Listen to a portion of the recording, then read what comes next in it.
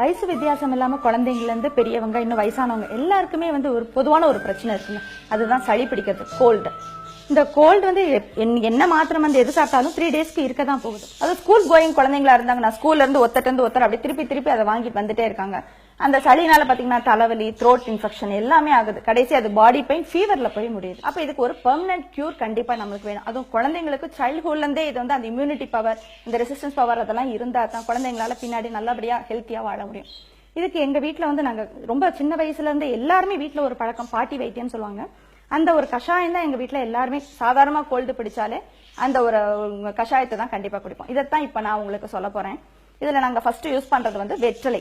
இந்த வெற்றிலையில பாத்தீங்கன்னா நார்மலா எங்க நம்ம கல்யாண வீடுகளோ எங்க போனாலுமே வந்து டைஜஷனுக்காக இந்த வெற்றிலை ஒரு பாக்கு இதை வச்சு நம்ம போடுவோம். த்ரோட் பேசேஜ்ல இருக்கிற இந்த தொண்டையில இருக்கிற அந்த சளி இது எல்லாத்தையுமே கரைச்சி எடுக்கும். இப்ப இதுல அடுத்ததா நாங்க வச்சிருக்கிறது வந்து துளசி. இந்த துளசி லீவ் எல்லாருக்குமே தெரியும். இந்த துளசி தண்ணி வந்து குடிக்கிறப்ப வந்து அது வந்து சளியை வந்து முறிக்குது. இதுல இன்னொரு பெரிய ஒரு அட்வான்டேஜ் என்ன அப்படின்னா வந்து நம்ம எல்லாருக்கும் நிறைய ஜென்ஸுக்கு வந்து இந்த ஸ்மோக் பண்ற ஒரு இது இருக்குங்க. அந்த ஒரு எண்ணத்தையே இது வந்து மறக்கடிக்குது. அந்த ஒரு பவர் இந்த துளசிக்கு இருக்கு. மூணாவதா நான் எடுக்க போறது வந்து மிளகு. இதுல நிறைய ஆன்டி ஆக்சிடென்ட்ஸ் இருக்கு, மினரல்ஸ் எல்லாமே இருக்கு. இப்ப நம்ம அடுத்து எடுக்க போறது வந்து பப்பாளி லீஃப். நம்மளுக்கு எல்லாருமே பப்பையா பழம் சாப்பிட்டுருக்கோம். இந்த லீஃப்ல என்ன பிரயோஜனம் அப்படி இருக்கு அப்படிங்கிறது தெரியாம நம்ம நிறைய அதை வாட விட்டுடுறோம். இந்த பப்பையா லீஃப்ல vitamin A, B, C, D எல்லாமே இருக்கு. ரெண்டாவது இதுல ரொம்ப முக்கியமான ஒரு விஷயம் வந்து நம்மளுக்கு இந்த சளி, ஜுரம் இதெல்லாம் பிடிச்சு அடுத்து அது டெங்குவோ ஃப்ளூவாவோ ஏதோ ஒரு ஃபீவருக்கு போயிடுது அப்படின்னா ஃபர்ஸ்ட் பாயிண்ட் வந்து நம்மளோட பிளேட்லெட்ஸ் இறங்குது. அதுக்கு வந்து இந்த பப்பாளி லீஃப் இதோட சாறு வந்து நம்மளோட பிளேட்லெட்ஸை இமீடியட்டா இன்க்ரீஸ் பண்ணி கொடுக்குது. ரெண்டாவது விஷயம், இது வந்து நம்மளோட டெங்கு ஃபீவரை வந்து ரொம்ப கண்ட்ரோல் பண்ணுது. இது எல்லாத்தையும் ஆட் பண்ணாலும் நம்ம கடைசி இந்த கஷாயம் எல்லாமே போட்டுட்டோம்னா இது சக்கரை போடும். அந்த சக்கரை இல்லாம அதுக்கு பதிலாக தேன் ஒன்று யூஸ் பண்ணலாம். அப்படி இல்லைன்னா இந்த பனங்கல் கண்டு, இப்ப நம்ம வச்சிருக்கிற இந்த லீஃப், பனங்கல் கண்டு, மிளகு எல்லாத்தையுமே வந்து நான் ஒரு 1.5 கிளாஸ் வாட்டர்ல கொதிக்க வைக்க போறேன். பிளேட்லெட்ஸ்க்கு மட்டும் இல்ல, it kills cancer cells also. அடுத்தது வெற்றிலை.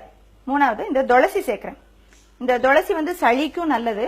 அதே மாதிரி இது வந்து யூரிக் ஆசிட், அந்த நம்ம பிளட்ல இருக்கிற யூரிக் ஆசிட்டை வந்து நல்லா குறைச்சு அதுல இருந்து நம்ம கிட்னியை வந்து பாதுகாக்குது ஸ்டோன்ல இருந்து. இப்ப வந்து பனங்கல் கண்டு சேர்க்க போறோம் நம்ம.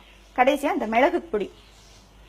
இது எல்லாம் வந்து ஒரு 5 மினிட்ஸ் நல்லா கொதிக்க போகுது. இப்ப பாத்தீங்கன்னா அந்த கலர் சேஞ்ச் ஆகுது.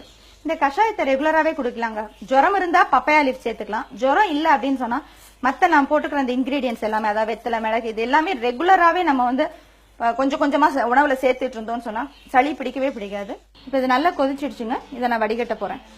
நம்மளும் ரொம்ப லாங் இயர்ஸ்க்கு ஹெல்த்தியா இருக்கணும், நம்மளும் இருக்கணும், நம்ம குழந்தைங்களும் இருக்கணும்னா இந்த மாதிரி உணவு பழக்கங்களுக்கு நம்ம கண்டிப்பா மாறியே ஆகணும்.